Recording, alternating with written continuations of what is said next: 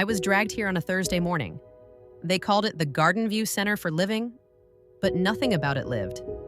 Not the wilting ficus in the lobby, not the rows of drugged patients staring blankly at a muted TV, and definitely not me. They told me it was just for a little recovery time after my fall. What they didn't tell me was that the transfer papers had already been signed. My daughter-in-law, Lynette, had planned it all, right down to the medical power of attorney form my son signed without reading. And just like that, my home, my car, and my bank accounts, gone, frozen or consolidated for safety. They took my phone, said I should focus on healing. They canceled my mail, said it would be too much to manage. They left me with one pair of slippers and a room that smelled like bleach and waiting. I wasn't healing. I was being erased. It hadn't always been like this. I used to run my own bookkeeping business, had 4 employees at my peak, managed accounts for 5 small companies, and taught night classes at the local community college. I wasn't some helpless grandma who didn't know her way around a spreadsheet. I had balance sheets memorized the way other people remember birthdays, but none of that mattered now. In Garden View, I was just Mrs. Ada, bed 14C, I heard the nurses whisper. She's confused. She needs supervision. Family said she wanders. Wanders? No, Lynette just didn't want me near the house when the private buyers came to tour it. The first night, I sat on the edge of the plastic-wrapped mattress and stared at the wall. There were no pictures, no windows that opened, just beige curtains and silence. A nurse named Trina poked her head in. You need anything, sugar? Yes, I said. A lawyer, she blinked. You got jokes. No, I said calmly. I've got property, and someone's trying to steal it. She laughed and closed the door, but I wasn't joking. Let me rewind a week. Lynette had come to my house in her perfect white blouse and fake smile. You've taken a fall, Ada, she said. It's really for the best. My son Greg stood behind her, silent, hands shoved in his pockets like a guilty teenager. I'm fine, I said. I tripped over the rug. No fracture, just a bruise. Lynette pulled out a folder. Still, the doctors say you shouldn't be alone. You've got early signs of confusion. I narrowed my eyes. Which doctor? The one you brought or the one I actually see? Greg finally spoke. Just let them help you, Mom. Help? I said. Is that what we're calling this? Lynette tapped the folder. You'll be staying at Garden View for a little while. It's just a transition. A transition to what? She didn't answer, but she didn't have to. I spent the first 3 days at Garden View listening. That's the thing about being an older woman. People assume you're invisible. They talk right in front of you. They underestimate you. They don't see the glint in your eyes behind the liver spots. And that's how I heard it all. The nurse at the desk talking to her boyfriend on speaker about the new lady whose family is cashing in on her house. The custodian chatting with a young aide about how some rich daughter-in-law just dropped $400,000 on a new investment. The emails left open on the shared facility computer. Yes, I still know how to use those. Lynette was liquidating my assets. She'd already sold the Cadillac. She was in talks to transfer ownership of my home to her LLC for caregiving reimbursement. She told Greg it was to protect Mom from taxes and lawsuits. I knew that phrase. It's what crooks say when they're about to gut your estate. But here's what Lynette didn't know. She didn't know I kept the real copies of my deed and my last will in a safety deposit box. Not at the bank they used, but at a credit union Lynette didn't even know existed. She didn't know I had a friend on the outside, Marjorie, my old business partner, who owed me a favor the size of Nevada. And she didn't know that the confused old woman she stashed in a nursing home once helped the IRS bust 3 fraud rings using nothing but a QuickBooks audit trail and a suspicious gas receipt. If she thought I was going to go quietly, she'd forgotten who taught her husband how to file his first tax return. That Sunday, I made my first move. During bingo hour, I faked a dizzy spell. Nothing dramatic, just a gentle slump and a soft moan near the vending machine. When the nurse ran to get help, I slipped behind the counter and grabbed the schedule clipboard and Trina's login badge. Back in my room, I used the badge to access the nurse's kiosk. It was slow and clunky, but it worked. I pulled up my records, and sure enough, the facility had billed for a full-time care plan I never agreed to. $8,220 per month, automatically paid from my checking account. I found the routing number, I memorized it, then I flushed the badge down the toilet. The next day, I wrote a letter. Carefully, neatly, like a schoolgirl confessing to a crush. Dear Marjorie, they put me here. They think I'm too old, too tired, too gone to stop them. But I've got the numbers, and I've got a plan. I need your help. Check the Taylor Trust file in the Union box. Use the backup POA we filed in 2014. Call Hank. He's still listed as the alternate executor. And please, don't let them sell the house. P.S. I hope you still remember how to forge my signature. Just once. For me. I folded it 3 times, tucked it into a water cup, sealed it with saran wrap, and handed it to the laundry boy with a $10 bill. Drop this at the corner mailbox when you get off work, I whispered. He grinned. You got it, Mrs. Ada. They thought I was locked away, but I had already slipped the first key into the door. 4 days after I sent that letter, I received a visit I wasn't expecting. At least not so soon. Dr. Fabian. Or, as I like to call him, the man with the soft voice and the hard pen. The facility's psychologist brought in monthly to assess cognitive decline and sign off on long-term care placements. He tapped lightly on my door like he was interrupting a funeral. Mrs. Ada, he said, peeking in with that practiced smile. May I have a word? By all means, I said, brushing imaginary lint from my robe. He sat beside the bed, clipboard in hand, and started his gentle interrogation. Orientation questions, memory prompts. Can you tell me who the president is? Where are we right now? What's your birth date? What's the date today? I answered each one like I was teaching a class, slowly, clearly, and with the patience of someone 2 steps ahead. But I knew what this was. He wasn't here to check my health. He was here to reinforce the story Lynette sold him, that I was slipping, that I was no longer competent to handle my affairs. He needed to sign off on another evaluation so she could tighten the legal leash. So I gave him what he wanted, until the last question. Do you remember who brought you here, Mrs. Ada? I leaned forward, meeting his eyes. Yes, I said. The woman committing felony financial abuse under the guise of concern. That would be my daughter-in-law. He froze, then smiled, then jotted something on his pad. That's when I knew. They weren't evaluating me, they were documenting my resistance. And resistance in a place like this is often labeled as paranoia. But paranoia doesn't send notarized documents across state lines. 3 days later, a package arrived at the front desk with my name on it. No return address, sealed tightly. I waited until after the lunch trays were collected, and then opened it under my blanket. Inside, a burner phone, a single flash drive, and a note written in perfect cursive. Your safe deposit box was intact. The POA is valid. I spoke to Hank. He's already moving the assets. Check the flash drive. You were right. I didn't cry. I didn't gasp. I simply grinned. Because on that flash drive was everything I needed to bury Lynette without ever leaving this place. I plugged it into the facility's computer that night under the pretense of checking my medical portal. She'd made one fatal mistake. She used her company email to file the fraudulent title transfers. The PDFs were there, the routing slips, the fake caregiving contract she used to claim reimbursement from the state.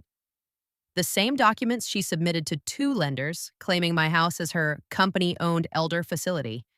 She wasn't just stealing, she was laundering it through her own business. Now it was my turn to be the spider. I called Hank using the burner phone. He answered on the first ring. Jesus, Ada, he said. I was beginning to think you'd gone underground. I did, I said. Deep undercover. You get the docs? I did. You were right. This isn't just elder abuse. It's wire fraud, false representation, and state-level benefits theft. I filed preliminary complaints, but we're going to need one big move to knock her out of her tower. I've got just the thing, I said. She's hosting a quarterly investor meeting for her company next Thursday. The one she claims is funding a wellness startup? Yeah, the one built on my house. He was quiet for a beat. You want to go public? No, I said. I want her to fall, and I want it to be her fault." The plan was simple. Well, as simple as cyber financial revenge from a locked nursing facility could be. Marjorie would attend the meeting under an alias. Hank would quietly serve her a cease and desist for fraudulent business practices, right as the investors were finalizing another round of funding. But more importantly, the flash drive would be leaked to the board. Emails, documents, false contracts, and the cherry on top? A letter from me, read aloud by Marjorie. I wrote it by hand. No threats, no drama, just one paragraph. I trusted you to take care of my son. Instead, you took his backbone, my house, and our family's dignity. You thought I was too old to notice, too weak to stop you. You were wrong. And now, the money you stole will go towards something better, paying for the legal education of young women learning how to spot people like you. Back in Garden View, things were shifting. Nurses no longer looked at me with pity. They looked at me with curiosity. Word had started to spread that I wasn't like the others, that I knew how to make phones appear, that I always had cash for snacks, that I asked specific questions about the center's billing practices. They began to give me space, respect. One even started calling me Professor. And Trina, the nurse who laughed at me on day one, she now brought me printouts of the facility's invoices without me asking. "Just in case you're collecting data," she whispered. I was, because Garden View had its own skeletons. And once I was done with Lynette, I was going to gut the system that let her do this to me. On Thursday morning, I sat in the common room, watching the birds outside flap across the gray sky. At exactly 10:17 a.m., I got a text on the burner. Meeting interrupted. Investors walked out. Lynette tried to blame hackers, then she fainted. Nailed it. M. 2 minutes later, another one from Hank. State AG has the files. Frozen her assets. Police raided the office. You want to push for charges or take the settlement? I stared at the screen. In that moment, I could have ruined her. Jail, headlines. Her face splashed across the same local papers she used to pose in with her Women in Wellness Awards. But I didn't want to destroy her. I wanted her to live with it. To wake up every morning and know that the woman she locked in a care home took everything back and left her with nothing but the memory of the fall. I texted back, "Settlement. Strip her name from everything.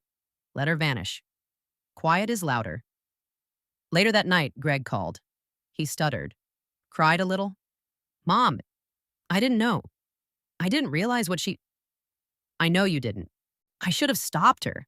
I should have read the forms. I should have protected you." I let the silence hang for a moment.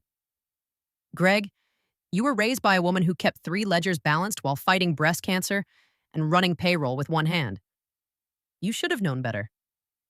He sniffed. Is there any way to fix this?" I thought about it, about the years, about the garage, the lies, the bruises, the bank accounts. "No," I said gently, "but you can start again. Just not with me." And I hung up. Garden View thought it could forget me.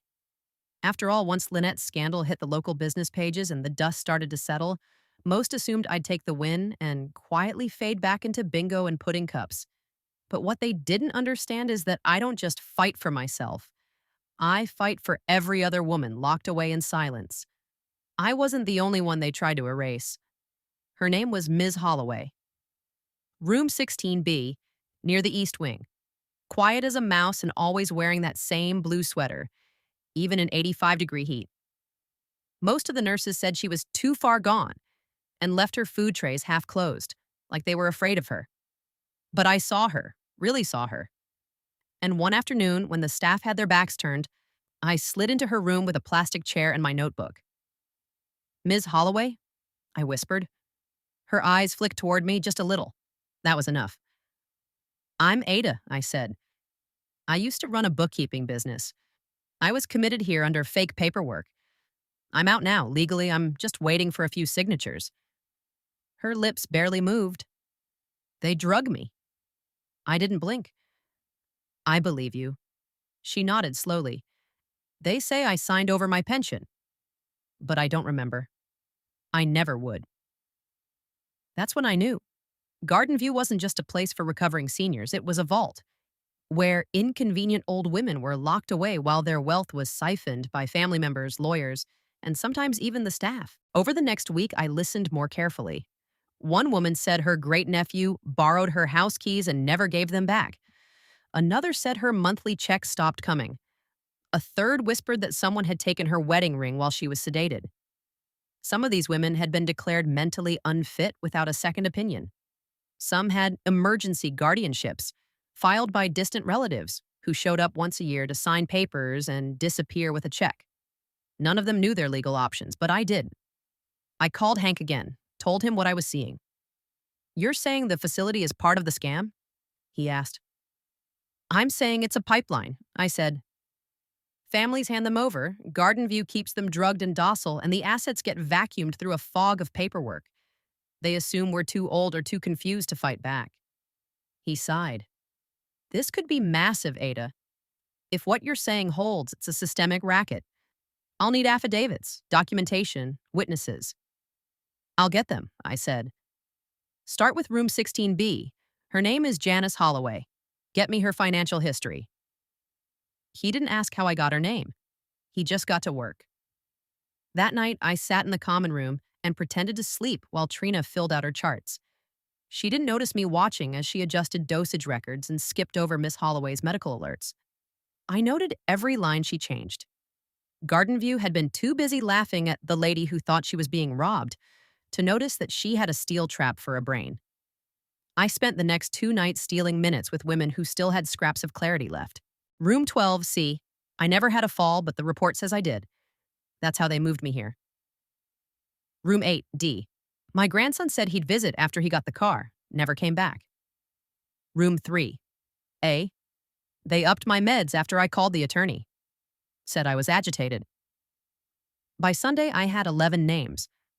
I used the burner phone to take photos of every pill chart, billing statement, and false signature I could find. Slipped into the nurse's station between shift changes, copied receipts, downloaded internal memos left open by sloppy aides.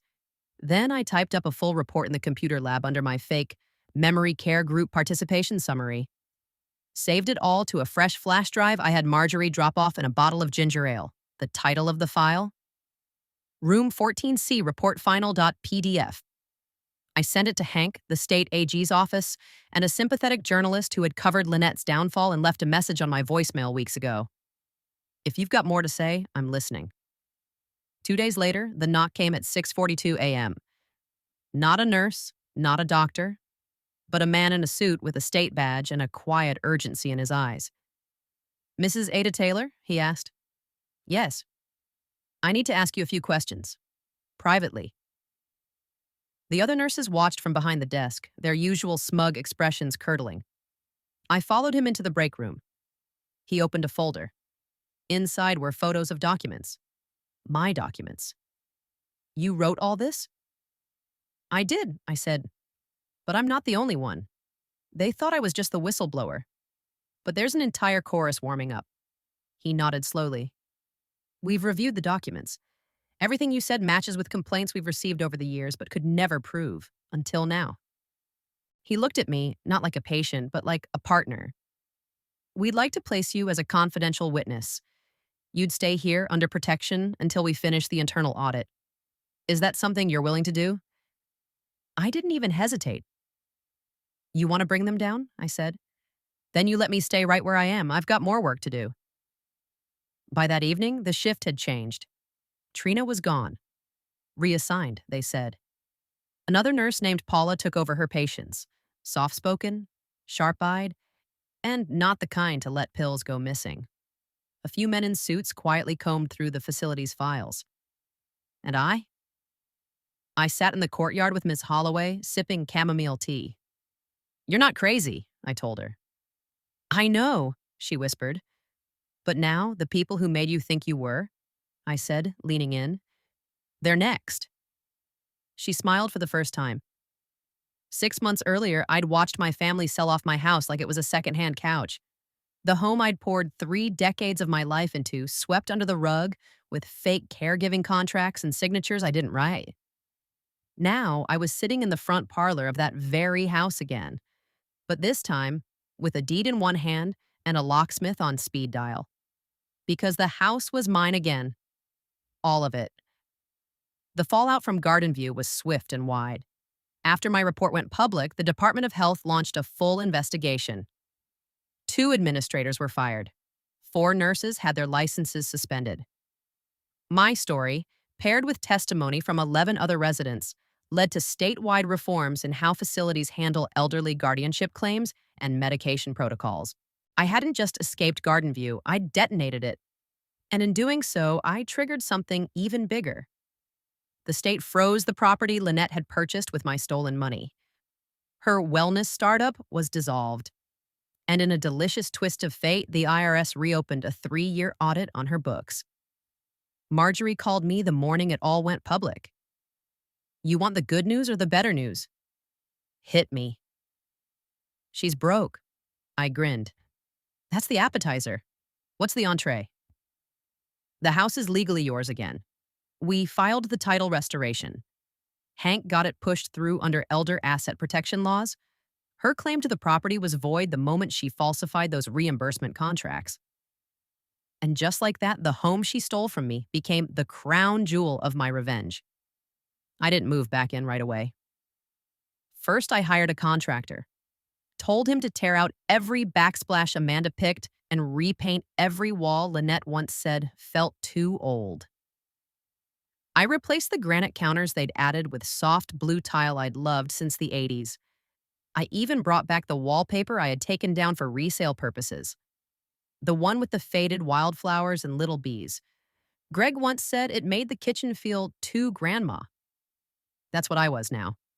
A grandmother with power. And wildflowers never wilt. Then I opened my doors to women like me. Seniors who'd been shoved aside, legally gaslit, or financially picked apart by people they trusted. I started small, just 2 guests at a time. We drank coffee on the porch and talked about paperwork, bank accounts, passwords, what to watch for when a loved one starts helping with bills too much. Word spread fast. Soon I had more requests than chairs. So I did something bold. I took the settlement money from Lynette, the silent $230,000 she handed over to avoid prison, and used it to open a nonprofit called The Second Ledger. It was a simple idea. Help older women protect what they've built before anyone else tries to take it. Marjorie ran the books.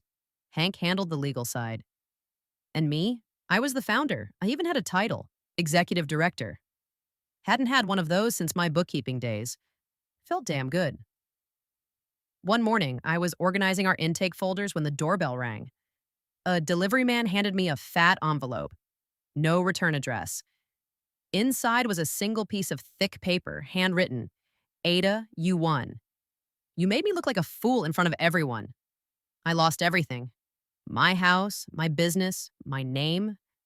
And somehow, I don't hate you for it. I wish I'd known how much power you still had. I underestimated you. I won't make that mistake again. Don't worry, you'll never hear from me again. Lynette." I folded the note once, then twice, and placed it in a drawer, right next to the framed headline from the Tribune. "Elder scammer topples, but survivor builds something better." Then came the phone call I never expected. It was Greg. I let it go to voicemail. He called again, and again. On the 4th try, I picked up. "Mom," he said, "can I talk to you?" "You're talking," I said flatly. I messed up." "You did." "I don't expect you to forgive me." "Good, because I'm not offering it." There was silence on the line. "But I want to make things right," he said. "I've been seeing someone, a counselor. They're helping me understand how I let this happen, how I stood by. That's a start. I've also been volunteering at a shelter. One of the women there said she came to one of your meetings." "She did. Can I come by?" I didn't say yes, but I didn't say no. I gave him a date, a time, 1 hour. Greg showed up in a wrinkled shirt and 2 thin shoes, holding a bag of groceries and looking like the boy who used to forget his lunch money. He didn't say much, just handed me the bag.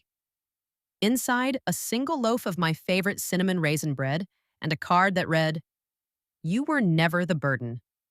We sat in silence. That was enough. I let him sit on the porch while I made tea. When I came back, I handed him a piece of paper. "What's this?" he asked. "A checklist," I said, "of all the things you need to do if you ever want to be part of my life again. Not as a son, as a man." He looked down, read it once, then again. He didn't argue, didn't ask me to take it easy. He just nodded. Later that night, I sat on my bed, lights dimmed, wildflower wallpaper glowing in the amber light. I wasn't the same woman who entered Garden View with shaking hands and a bruised ego. I was stronger, smarter, sharper. And for the first time in years, I wasn't alone. I had my house, my name, my mission, and my voice. That was the loudest part of all. Greg showed up the following Tuesday, exactly on time, checklist in hand, and a fresh stain of humility behind his eyes. I watched him from the porch as he adjusted his shirt and smoothed down his hair like a schoolboy. He rang the bell twice, then took a step back like he didn't quite believe he deserved to be standing there. I opened the door, tea in hand. "Don't hover," I said. "You're not selling encyclopedias." He smiled, a nervous, twitchy kind of smile. "I brought something," he said, holding out a small box. Inside, my old reading glasses, the pair I'd misplaced 6 months ago and assumed were tossed out with my clothes during the Garden View shuffle. "I found them in Amanda's desk drawer," he said quietly. "Still had your name sticker on the side." I raised an eyebrow. "She was sentimental, huh?" "She was greedy," he said, "and I let her be." I stepped aside. "Come in. Let's talk about your list." Greg sat at the kitchen table, the one Amanda said was too round for modern design, and unfolded the paper I'd handed him last week. 10 items, each one a step toward making things right. He'd written notes beside everyone. 1. Apologize without excuses. He'd underlined this twice. "I'm sorry," he said, finally meeting my eyes. Not just for what I did, but for what I didn't do. For being quiet when I should have screamed. For letting her speak for me. I said nothing, so he kept going. "I thought I was protecting you by keeping the peace. I see now that all I did was betray your trust." Silence sat between us. Heavy, real. I moved my finger down the list. 2. Attend therapy. Commit to 6 months. Greg nodded. 10 sessions in. My counselor's tough. She calls me on my BS good, I said. "I spent your teenage years doing that. Nice to know someone's picking up where I left off." 3. Volunteer with seniors. Log 40 hours. "I've logged 32, he said, at Cedar Ridge. I helped Miss Gladys sort her Medicaid papers. She told me I looked like her third husband." I chuckled. She always had taste. 4. Return all remaining items you or Amanda took. "That's where things get hard," he admitted. "Some of it's gone. The jewelry, the art you kept in the closet, she pawned it." I frowned. "But I bought back what I could. Your father's watch, the keepsake quilt, and the photo albums. They're in the car. I'll bring them in if you want." I nodded. "I do." 5.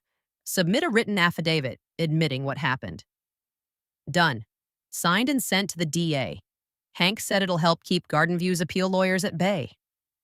"Smart man," I said. 6. Attend one second ledger seminar and take notes. "I went last Friday," he said. "You weren't there." "I know," I said. "I had to miss it to give you the space to be just another face in the audience." He hesitated. It was hard, hearing what those women went through, knowing how many sons and daughters just stood by. "You stood by, Greg, but you're standing now." 7. Donate to Second Ledger. Quietly, no public credit. He handed me a receipt.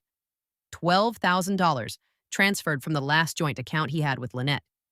"She tried to contest it," he said, "but it turns out fraud voids your claim to joint funds." Poetic, I said. 8. Sit down with Hank. Get educated on elder law. 2-hour session, he said. He gave me pamphlets. I didn't know half this stuff even existed. That's the point, I replied. People like Lynette thrive because their victims and their families don't know the rules. 9. Spend 30 days without access to your mother's money. He raised his hand. Still going. Got another 12 days. I've been living out of a studio and eating too many tuna sandwiches, but I'm doing it. I smiled for the first time. Good. You need to know what it's like to rebuild. You don't get to skip that part. He nodded. I don't want to. Then we reached the last one. 10. Ask, not demand, if there's still a place for you in her life. Greg swallowed. So, is there? I sat back, took a sip of tea, and thought about it. Not just about the betrayal, but about the boy I'd raised. The one who used to beg me to make apple crisp even when it wasn't fall. The one who once cried when I missed his band recital and drew me a picture of the whole stage to make up for it. That boy had disappeared somewhere in the fog of adulthood and Lynette's poison. But maybe, just maybe, this man sitting across from me, checking off boxes like a penitent accountant, was trying to bring him back. I don't know yet, I said, but asking was a good start. That night, I watched Greg pull out of the driveway in his beat-up sedan, the trunk full of returns and the checklist folded in his front pocket like scripture. I didn't cry. I didn't rejoice. I just felt still. For the first time in a year, I didn't feel like a character in someone else's story. I was the author again, and I wasn't done writing. 2 weeks later, Greg came back. Not to grovel, not to plead, but to volunteer. He knocked on the door of the Second Ledger's Tuesday workshop and asked where the coffee needed brewing. He took coats at the door, passed out pens, sat silently at the back. And when one of the women, a sharp-tongued former realtor named Babs, asked him why he was there, he didn't flinch. I'm the cautionary tale, he said. And I'm trying to be more than that, Babs told me later. He's got the shoulders of a man who's been flattened. That's not always a bad thing. Easier to build on flat ground. I liked that. I made a note of it for our next newsletter. The night after the 6th seminar, Greg came to the porch again. Same cinnamon raisin bread, but this time, no card. Just himself. I don't expect a key, he said, but I'd like to be invited in. I paused, then pushed the screen door open. Kitchen's clean. Don't mess it up. He smiled. And for the first time in years, I smiled too. The first time I sat behind the front desk of the Second Ledger, it was quiet. Just me, a half-filled coffee pot, and a folding table with one stack of handouts titled, How to Say No to Power of Attorney, Even If They're Family. That was 8 months ago. Now the house buzzed. Every Thursday, women poured in, some walking slowly with canes, others rolling in with scooters and sharp lipstick. They came with stories, with questions, with broken trusts and bruised names ready to rebuild. And I gave them the blueprints because no one had ever given them to me. We weren't just teaching finances, we were teaching power. What a will really means. What guardianship can really take from you. How to tell the difference between love and control. How to protect your life's work from your own blood if need be. And most importantly, how to never again apologize for owning something. The woman who once stared at me blankly in Garden View now greeted newcomers at the door. Ms. Holloway, Janice, wore blue again, but now it was vibrant and pressed. She carried a clipboard, not a diagnosis. I thought I was gone, she told me once. Turns out I was just buried. Good thing I brought a shovel, I replied. She smiled. No, Ada, you brought a wrecking ball. The impact went beyond the house. We launched an online resource center, partnered with local churches and senior centers, hosted a monthly column in the Tribune called Ledger Lines, where women could write in and share their stories anonymously. The column exploded. Letters flooded in, one from a woman in Michigan who had been paying her son's rent for 6 years while he told the courts she was unfit. Another from a grandmother in Nevada who had lost her home to her niece temporarily and was now living in a car. And one I'll never forget, from a woman in Alabama who wrote, I thought I was going crazy. My daughter said I owed her everything. Your article made me realize I don't owe anyone what they try to take by force. I got my papers back. I got my name back. Thank you, I read that one 3 times. Then I framed it. Greg didn't stop volunteering. He didn't ask for praise or forgiveness or anything beyond a place to help. He now led a monthly family boundaries session for adult children who felt lost between love and obligation. Not many men show up, but the ones who do, they stay. He never uses our story, not by name. But sometimes I catch him saying things like, "My mom taught me this the hard way," or, "I once stood by when I should have stood up." That's enough for me. One evening, he handed me a brochure. "Take a look," he said, clearing his throat. "Just an idea." It was a mock up for a second house, a real expansion. More rooms, a legal aid desk, workshop space, a private counseling wing, bigger porch, deeper reach. I stared at it. "You think we can pull it off?" I asked. "You pulled off a financial coup from a locked facility," he said. "I think a building permit is the least of your worries." I raised an eyebrow. "Don't sweet talk me." He smirked. "Wouldn't dare." We broke ground 4 months later, and we did it on the lot next to the house Lynette once tried to flip for profit. She sent no messages, no calls. I heard she moved to Arizona, tried to start over. That's fine. She can start over all she wants, but she'll never outrun the foundation she cracked, and the one I rebuilt on top of her failure. At the ribbon cutting for the new house, I stood on the steps with Janice and Greg beside me and a crowd of women in folding chairs across the lawn. I gave a short speech. "People think legacies are something we pass down quietly," I said, "but sometimes we have to claw them back first." There were tears, applause, cameras. Someone shouted, "Tell us your secret, Ada." I smiled. "The secret is," I said, "if someone thinks you're too old to fight, that's the best time to punch." That night, I sat on the porch alone, wildflowers growing along the walkway, the scent of lavender drifting from the garden Amanda once said was too messy. Messy is good. Messy means something's alive. My phone buzzed with a message from a woman named Charlotte in Kansas. She'd just filed to have her medical proxy reversed from a son who'd locked her out of her own home.